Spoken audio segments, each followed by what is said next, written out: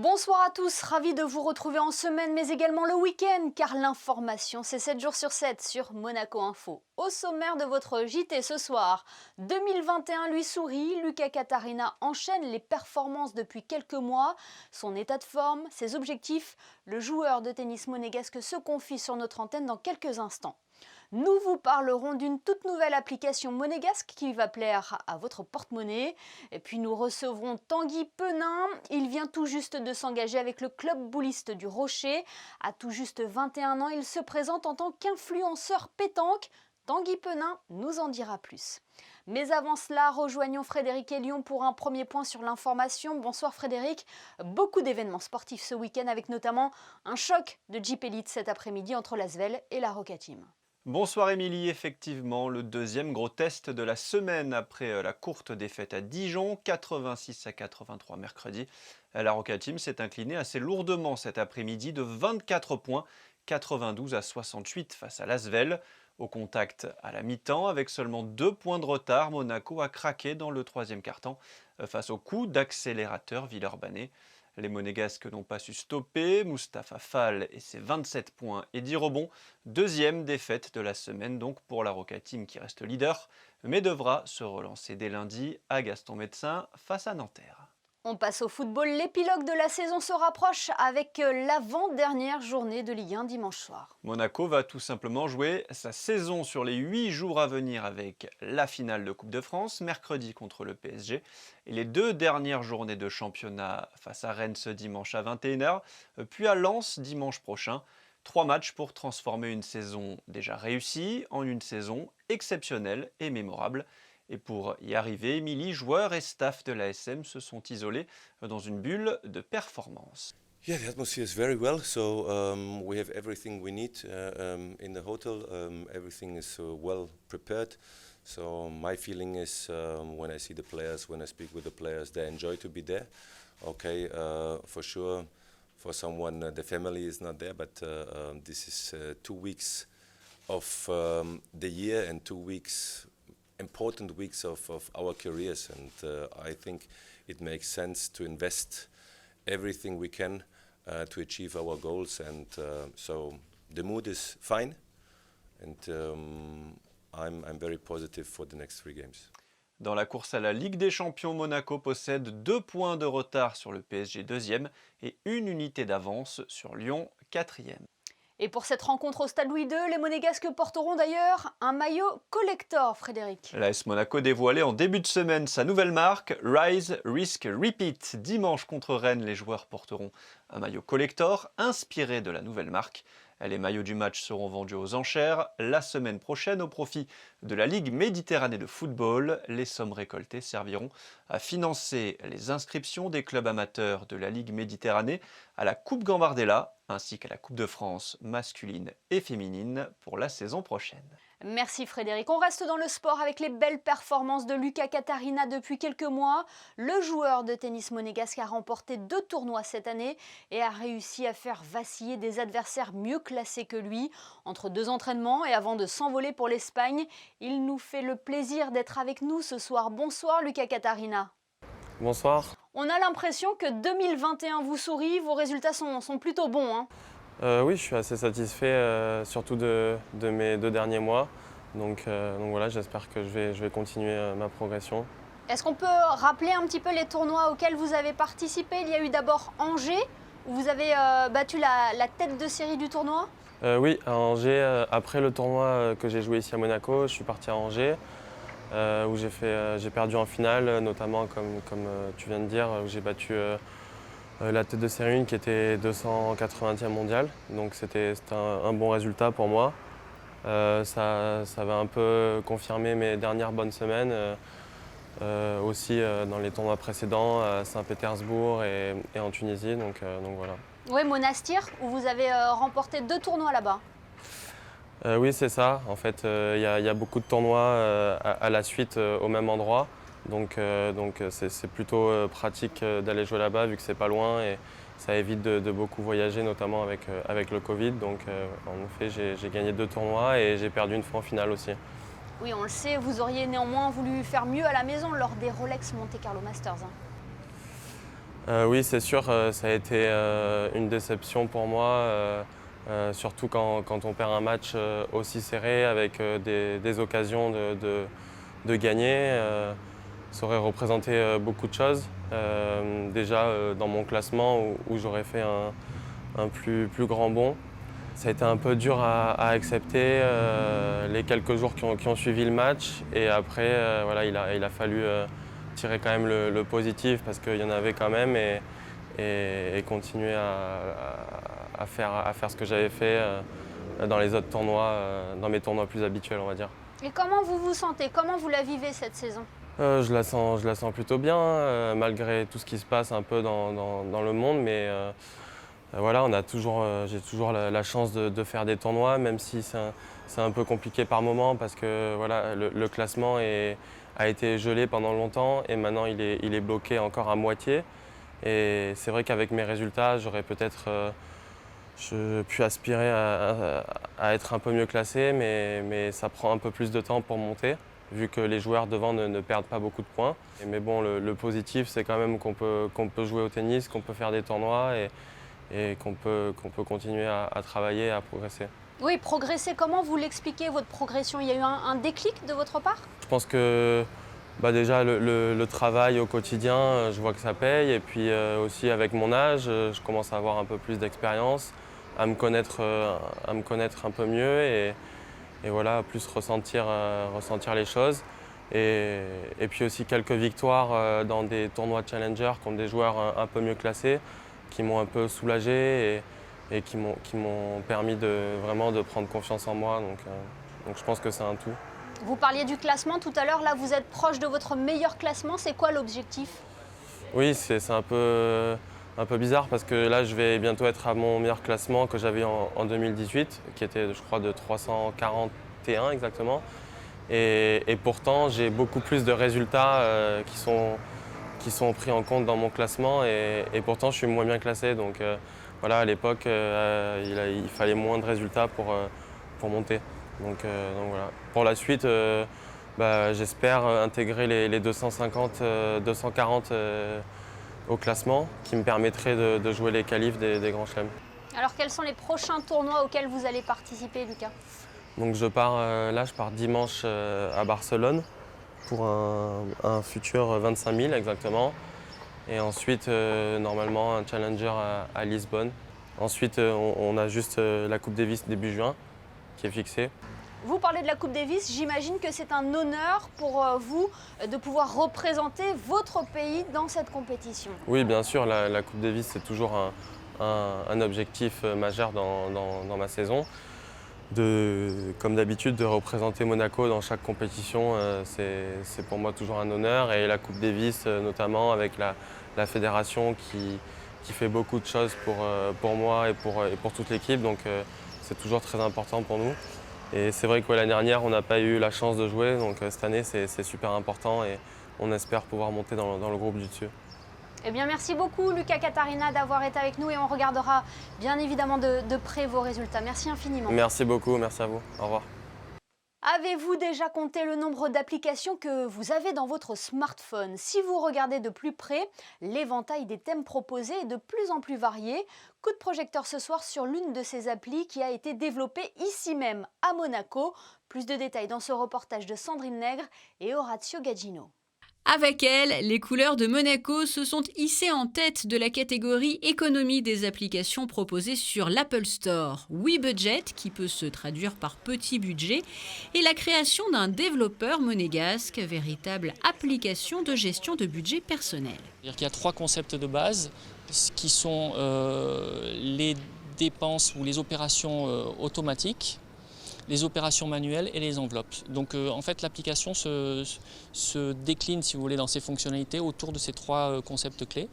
Et il n'y en a pas beaucoup plus, donc du coup elle est facile à intégrer, à comprendre. Alors les opérations automatiques, c'est celles qui se renouvellent, que l'on crée une fois, par exemple comme le loyer, le salaire, ce genre de choses. Et les opérations manuelles, c'est des dépenses au jour le jour. Donc chaque fois que vous allez prendre un café ou que vous faites des courses, vous rentrez une opération manuelle. Créée au départ pour les personnes plutôt dépensières, la simplicité de cette application a donc aussi séduit d'autres personnes qui ne le sont pas. L'idée est aussi de provoquer une sorte d'alarme pour alerter les personnes si elles ont déjà trop dépensé. Vous voyez sur le tableau de bord, vous voyez tous vos soldes de tous les mois.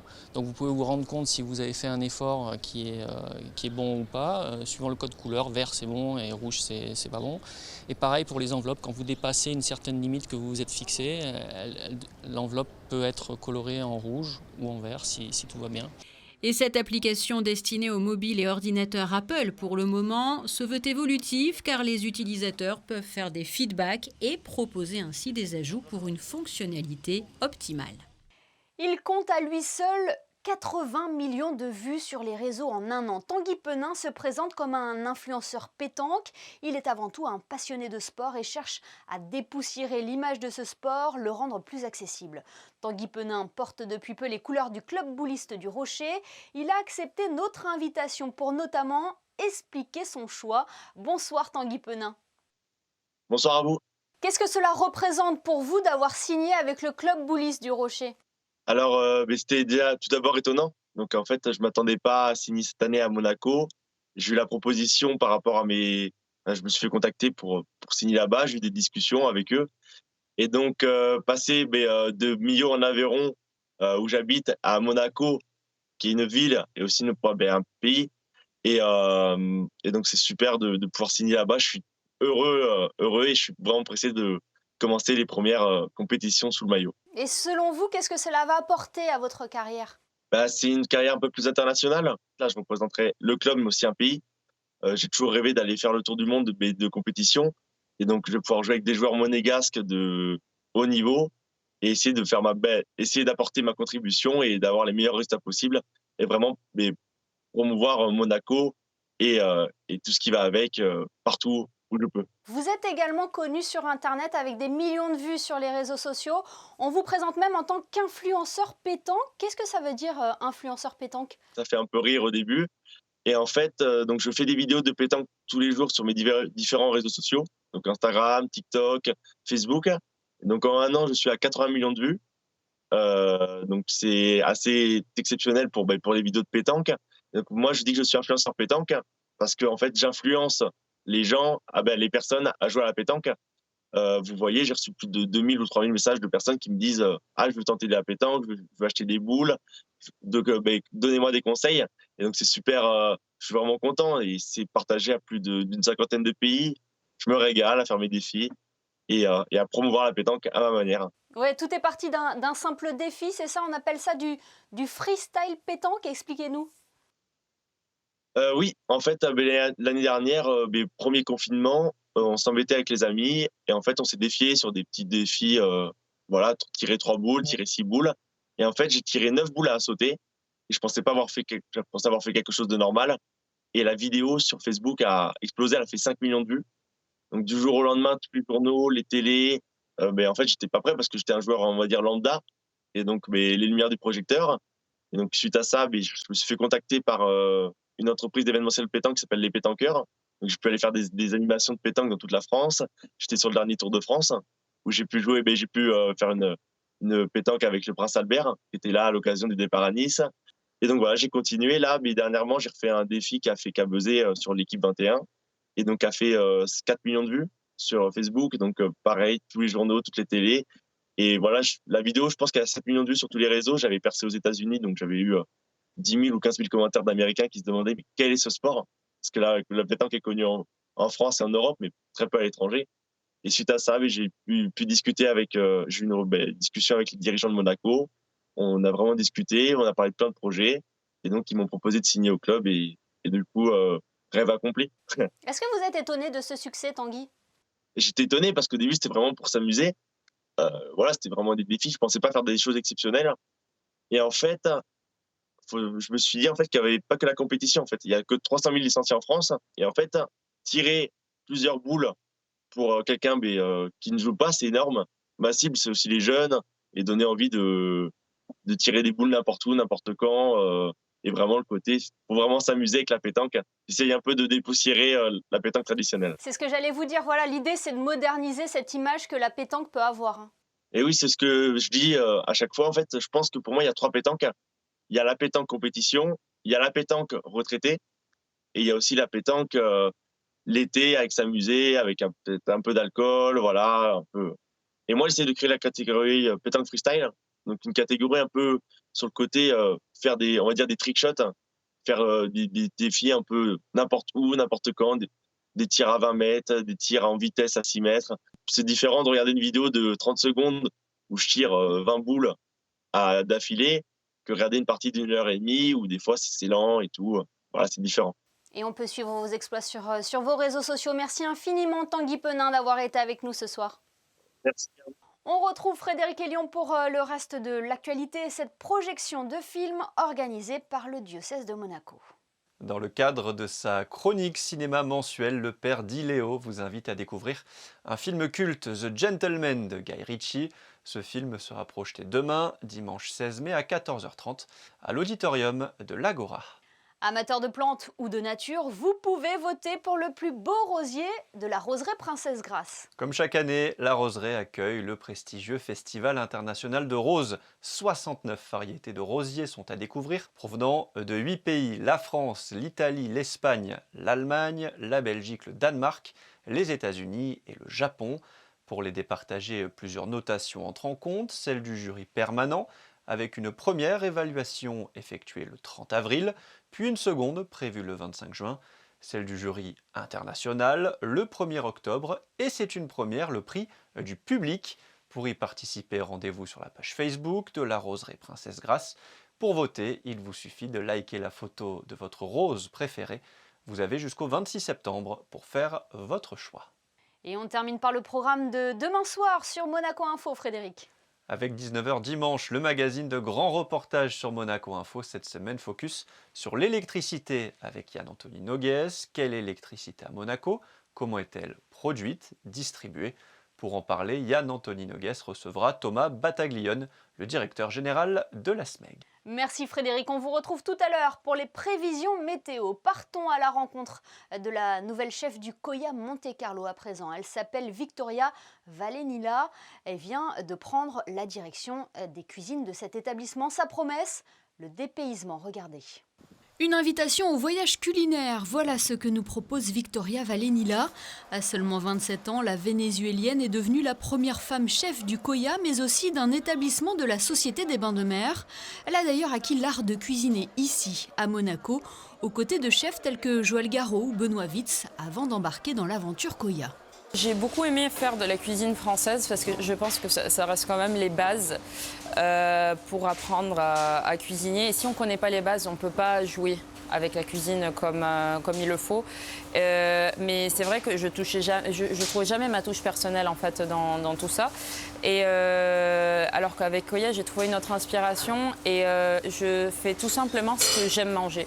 Donc je reproduis mes plats d'enfance et je me dis que si c'est ce que je cuisine peut me donner des sensations assez intenses à moi, je pense que je peux transmettre ça à un client. Chef de partie il y a 4 ans à l'ouverture de l'établissement monégasque, Victoria a gravi petit à petit les échelons. Elle mène sa brigade avec une main de fer dans un gant de velours, le tout dans un esprit très familial. On l'a vu progresser, on l'a vu grandir au sein de la brigade. Et aujourd'hui, elle met sa patte, son empreinte, et on est tous très satisfaits du travail. La collaboration est top. Elle est toujours dans le détail, dans la recherche, et ça j'aime beaucoup. C'est quelque chose qui va nous tirer vers le haut. Poussée par son envie de retour aux sources, la chef vénézuélienne revisite les plats de son enfance pour les adapter à la haute gastronomie. Le résultat est saisissant. Chaque entrée, chaque plat propose une saveur unique, tous aussi gourmands les uns que les autres. Le dépaysement est total. Je suis vraiment sur des saveurs de l'Amérique du Sud, sur quelque chose de très gourmand, sur quelque chose de simple. Je n'aime pas la cuisine compliquée, en tout cas je ne l'aime plus. Je pense que les gens ont envie et ont besoin de se détendre quand ils viennent à table. Après avoir eu une semaine très occupée avec plein de décisions à prendre, on a envie de s'asseoir et comprendre ce qu'on mange et que ça soit simple et bon. L'incontournable guacamole, un croustillant pop-corn de poulet, Empanadas, tataki de bœuf, tacos de shiitake font par exemple partie des mets proposés à la carte. Une expérience unique qui nous offre un aller simple pour l'Amérique du Sud tout en restant à Monaco. Et ça donne envie. Il est l'heure à présent de notre traditionnel rendez-vous culturel. Chaque semaine, la médiathèque de Monaco partage son coup de cœur de la semaine. Bande dessinée, roman, autobiographie. Sur quel ouvrage s'est porté le choix de Béatrice Novaretti cette semaine?